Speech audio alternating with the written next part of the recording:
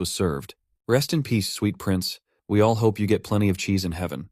As the war in the remote village wrapped up, a commotion erupted in a faraway kingdom. Inside a sprawling church, a woman of the cloth prayed to her God. As if it were a divine revelation, she became cognizant of what was happening in that faraway village. She immediately sought out Bishop Martin for guidance. This young woman was widely known in the land as Saint Restar, and she needed to address the whole congregation as soon as possible. She had detected a sign of the immortal king's resurrection from the west of the kingdom. Knowing the seriousness of the matter, Bishop Martin hurried to call every relevant member of the church to convene for an urgent meeting. The resurrection of the monster who had plunged the continent into fear hundreds of years ago would be a catastrophe of untold proportions. Saint Restar refused to allow something like that to happen under her watch. Hans walked around the aftermath of the battle and assessed the damage to his undead forces. He had a few hundred under his control, but they were almost wiped out. But the good thing about undead troops was you could always just make new ones and replenish your losses. It's part of the fun of being a necromancer. For now, he really needed to take care of his missing arm first. So, he walked around the battlefield to find a suitable solution. He didn't have to go far until he found a pretty good fit from a fallen skeleton. Hans then activated Super Recovery, enhanced by his deepened understanding of dark magic. It only took 2 seconds to regain his lost limb. Now it's time to raise a new army. He targeted the soulless corpses of the dark magicians littered on the streets to be his new subordinates. Evil wisdom also came with the guiding whispers of the abyss. The fragment of the immortal king was basically lending him the knowledge and power he needed. To create an effective undead soldier, one must contaminate the remaining magic power in the body and scrape away the fragments of consciousness. It was going well at first, but he must have lost concentration in the home stretch, which resulted in the shattering of the undead soldier. Hans thought he did everything right, but this process might be harder than he initially thought.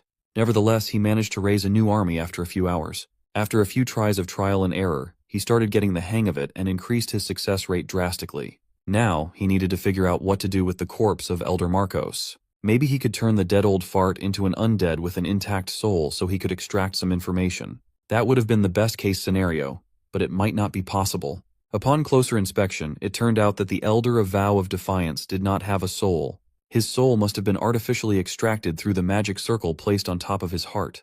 It's highly likely that it was done as some form of security measure from his organization. Since they could carry out an operation this big, it's only natural that they have some insurance. Still, he could just turn the corpse into another soulless undead. This way, he could gain a top-tier undead with both self-awareness and good fighting skills. Just like what he did with the dozens upon dozens of troops, he contaminated the remaining magic power in the old man's body. He gathered the bastard's remaining thoughts and planted a new ego. The result was an undead with the Death Wizard title. The energy swirling around him was a lot thicker than normal dark magicians. What's more impressive is that he retained his white beard. Hans wasn't expecting the Death Wizard to be capable of speech, so it was a pleasant surprise. He decided to retain the old fart's fake name, Malcolm. This way, he could abuse the horrible man even after death. Malcolm might have lost the memories of his past life, but that does not erase the crimes and atrocities he committed.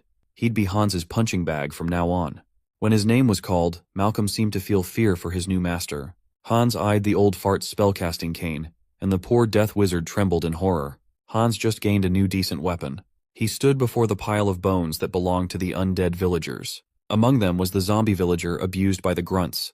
This was the guy that helped him kill Jeffy. He was the catalyst for this undead revolt. The only gift he could give the villagers who had been turned into grotesque monsters was a final resting place in eternal peace with their families.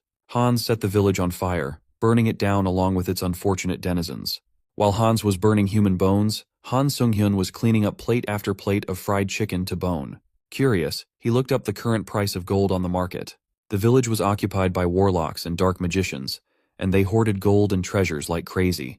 Now, all of it belonged to him. To take a detailed account of his loot, Sung-hyun summoned Hans to Earth. As soon as the Demilich appeared in his living room, the aura of death and darkness filled the place with dread. Although Hans was his clone, the latent power in this thing was way too much for the normal world.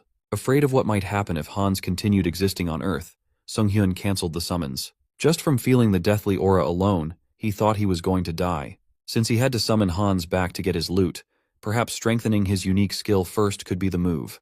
He opened the karma shop and was surprised to find that he earned about 400,000 karmas on top of the other 400,000 he hadn't spent yet. Upgrading his skill cost 300,000, so it was doable. The system explained that as his avatar skill grew, the number of clones he could have would increase. His mental strength had also exceeded the standard. so he acquired the Serenity skill. This would prevent his mind from being swayed by external factors and mental attacks. Now that he could handle summoning Hans for extended periods of time, he could finally take inventory of the treasures he gained. Seeing how he still felt fine while working beside his Demilich clone, Serenity must be the stronger version of Mind Hub as it applied to Sunghyun's main body too. It seemed like he was always granted the skills he needed when he needed them. For now, it's time to sell the gold and cash out the fruits of his labor. He brought bags upon bags filled to the brim with shimmering gold in front of experts, and simply tasked them to deposit the cash into his account. By the time he exited the establishment, the whole store was treating him like their most valuable patron. In case of unforeseen events, he also hid Hans in his shadow using dark magic. He even made his Demilich clone wear a mask in case he had to summon him in front of other people.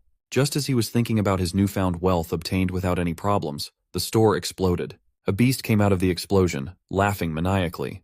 Two robbers, one that looked like a werewolf and one that looked like your run-of-the-mill thief, quickly stole the newly deposited bags of gold. They were not expecting to have such a good harvest in such a remote place, but they still needed to run and escape. The man-thief rode the werewolf, and they darted off into the streets with unbelievable speed. These two were supervillains. They are awakened people who commit crimes using their abilities. Opposed to them are the guardians who protect the citizens. Seeing the two villains running off to God knows where Sunghyun was stunned. He remembered that traumatic day when he lost everything. He was knocked back into reality when the werewolf smacked him out of the way while they continued to run. The guardians would probably track these villains down. Han Sunghyun thought that he had changed. But even after all his new experiences, he was still the same dude who freezes in the face of adversity. The thieves might really get away with it.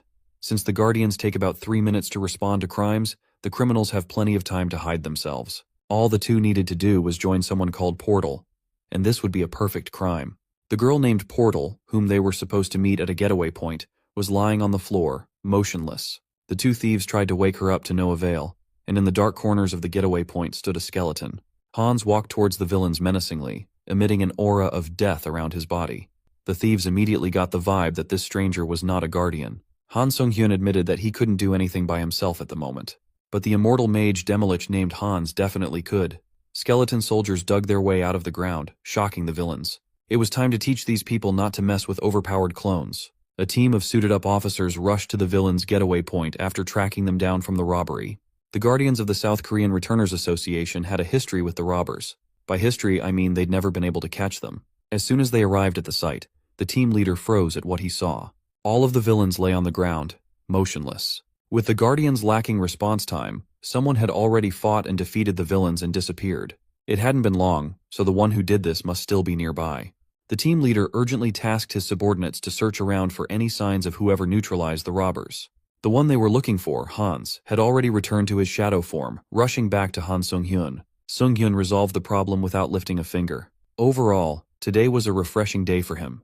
He even thought that relieving stress by beating up villains from time to time might be something he could get behind. The very next day, Sunghyun's second avatar, Heinz, set out on his own journey. His destination was the nearest big town, and things seemed to be looking up. Malcolm, that old geezer, might be a duplicitous dark magician of death, but he wasn't lying about the town east of the village. Heinz entered the gate and marked the start of his official debut in the other world. But the vibe inside was far from what he was expecting. He was expecting to explore a place bustling with activity, but the town seemed oddly empty for its size. They didn't even conduct checks at the gates, nor were they interested in foreigners. Walking around, he came across some scary-looking thugs hassling a young lady in an isolated alley. They demanded 2 silver coins in 3 days, or they would do some unsavory things to the young lady. Heinz looked at this tiring cliché of city thugs exploiting a young girl and scoffed. He didn't want to meddle in this troublesome business, but he might not have a choice, as the fleeing young woman bumped into him on the way out of the alley. She repeatedly apologized for bumping into him. Heinz asked if she knew the town well. He said he didn't want to get involved in anything troublesome, but he was going to need a guide anyway. She looked up, seemingly surprised that he didn't act like a bastard. Heinz took out 2 silver coins and introduced himself as her soon-to-be employer. Looking at the pair of silver coins in his hand, her eyes lit up. They lit up even more when he proposed they should discuss the working conditions. After a cursory tour of the town, they ended up in a local inn. According to the girl, this accommodation was one of the better places to stay in town. Over the course of their initial tour, Heinz found out that the girl's name was Diana. She had been trying to earn some money to take care of her sick little brother after losing their parents. She was also on the hook for tribute money with some shady people. Today's tour earned her 2 silvers, and Heinz needed her for tomorrow as well. As soon as Heinz hit the bed, he tried to convince himself that he was just doing a good deed, even if he was getting ripped off. And so he concluded the uneventful first day of his adventure. This inn might be the best in town, but the bed was so uncomfortable that he hardly got enough sleep. He heard a girl sneezing outside and decided to look out the window to see what was going on. It turned out that Diana had been camping outside the inn, waiting for him to wake up. She might have contracted a cold from staying out for so long, but she still greeted her new boss with a smile. The sun hadn't even fully risen yet. Heinz invited her in to get some breakfast. He also asked her to just come during lunchtime instead of camping out so early in the morning.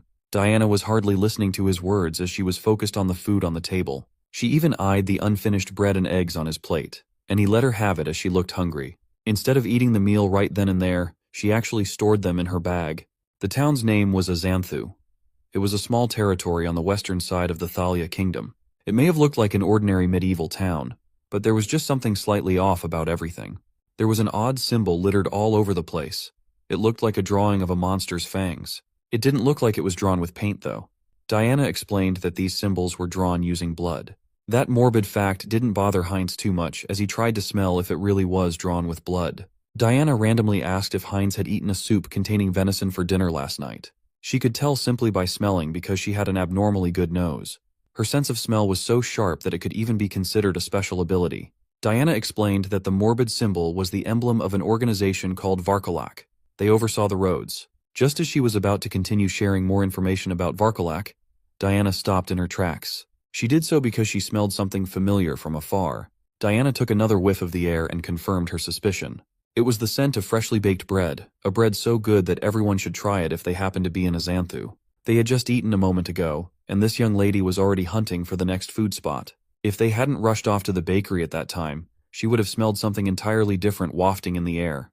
The smell of blood. A few days later, Heinz posted up at his meeting spot with Diana, but she was uncharacteristically late for their appointment today. Standing around in the open attracted some unwanted attention his way.